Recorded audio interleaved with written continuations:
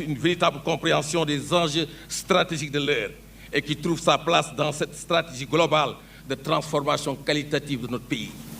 Vous avez toujours compris, mieux que tout le monde d'ailleurs, que la défense et la sécurité sont au cœur de toute stratégie de développement et d'émergence du Sénégal et que notre pays doit retrouver la plénitude de ses moyens d'action dans ce domaine. C'est ainsi que, conscient de la maritimité de notre pays et des enjeux inhérents, vous avez réalisé pour nous ce que le cardinal de Richelieu redoutait pour la France, quand il disait, je le cite, « Les larmes de nos souverains ont le goût salé de la mer qu'ils ont ignorée. »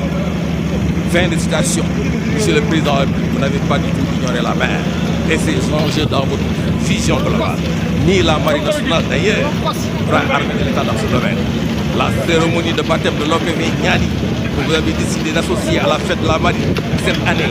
traduit tout votre attachement à cette armée et surtout votre volonté de voir éclore une grande culture navale au Sénégal. Fort tout cela, vous avez réservé à la Marine depuis les premières années de votre magistrature suprême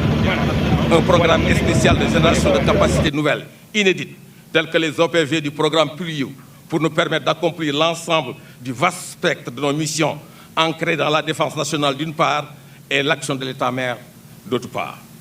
Grâce à votre vision, notre posture a évolué qualitativement et nous a permis, dans le cadre de la défense, de mener aux côtés des autres forces armées des missions de préservation de l'intégrité du territoire et de lutte contre les trafics illicites dans le sud du pays. Toujours dans le cadre des opérations interarmées, la Marine a projeté plus de 2847 troupes de l'armée de terre et transporté 1839 tonnes de fret entre Dakar et la capitale du Sud pour soutenir nos soldats en opération en Casamance. Parallèlement à notre posture permanente de sûreté en mer, nous avons assuré pour la première fois dans notre histoire, dans le cadre de l'action de l'État en mer, une présence quasi permanente sur l'ensemble de notre zone économique exclusive et avec un nombre de jours de mer évalué à 1524. Cette présence permanente a permis de lutter contre la pêche illicite, non déclarée, non réglementée, avec le contrôle systématique de tout navire de pêche et l'arraisonnement de 13 navires délictueux.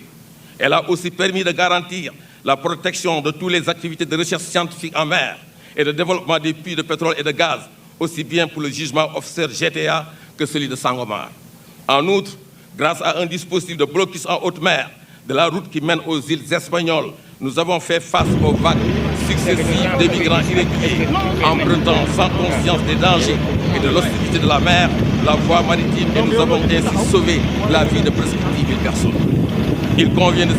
signaler que là où certaines marines ont éprouvé beaucoup de difficultés, comme dans la Méditerranée, la Marine nationale a géré avec brio une mission complexe où l'usage de la force est quasi impossible et où tout accident sera mis sur le compte pacifique. Je profite de cette occasion pour saluer le courage et le professionnalisme de nos hommes qui, malgré la complexité de la mission, ont su maintenir le cap résolu et accompli sans frémir ni hésiter, qu'il pleuve ou qu'il vente, leur mission de sauvegarde des vies humaines. Monsieur le Président de la République, c'est cette même posture qui a permis d'interdire le passage dans nos eaux de plus de 7 tonnes de cocaïne en l'espace d'un mois provenant de l'Amérique latine et à destination de l'Europe. Hélas, ces opérations à haut risque peuvent aussi occasionner des pertes, comme nos commandos disparus récemment et dont nous saluons la bravoure et la mémoire. C'est le lieu aussi de magnifier la coopération avec nos partenaires étrangers, car c'est par la synergie d'action et l'échange d'informations que nous pouvons réussir ces opérations de police très complexes. En réalité, la mer est un espace par excellence de coopération et de solidarité entre les marins. Monsieur le Président de la République, c'est pour vous dire que grâce à vous, nous sommes en train de donner tous nos espaces maritimes, de créer les conditions de durabilité de notre économie et de défendre l'intégrité de notre territoire terrestre à partir de la mer. Ainsi, nous avons la responsabilité historique de traduire votre vision en une véritable stratégie navale. Cette stratégie navale Horizon 2050, basée sur votre vision et vos orientations stratégiques et alignée sur la durée de vie de nos nouvelles capacités, permet de réaliser l'objectif stratégique décliné précédemment à travers la mise en œuvre d'un concept d'emploi de nos forces en parfaite cohérence avec les orientations prioritaires du chef d'état-major général des armées en vue de remplir les fonctions opérationnelles suivantes. La fonction renseignement, anticipation il s'agit d'être toujours et bien informé sur tout ce qui se passe dans les eaux sous juridiction sénégalaise. La fonction présence, surveillance, projection, elle permet de pouvoir intervenir en tout moment sur toute l'étendue de la zone économique exclusive et même au-delà en cas de nécessité ou d'application de mécanismes de sécurité collective. La fonction intervention, utilisation de la force, elle assure le caractère robuste et dissuasif de nos opérations en termes d'utilisation de la force légitime en mer.